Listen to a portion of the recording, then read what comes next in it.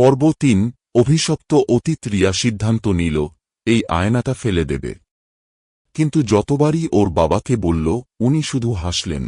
এই আয়না আমাদের বাড়ির পুরনো ধন, কোথাও যাবে না। রিয়া এরপর ইন্টারনেটে সার্চ করল পুরনো অভিশপ্ত আয়নার ইতিহাস নিয়ে। এক পুরনো ব্লগে সে পেল একটা তথ্য। 1876 সালে এক তরুণী এই আয়নাটার সামনে আত্মহত্যা করেছিল। তার নাম ছিল রিয়া সেন। রিয়া শ্বাস নিতে পারছিল না।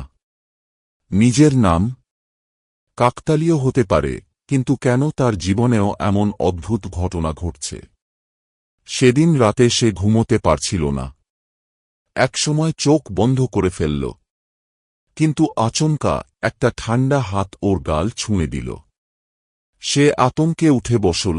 সামনে আয়নায় তার প্রতিচ্ছবি বসে আছে, কিন্তু এবার সেটা একা নয়।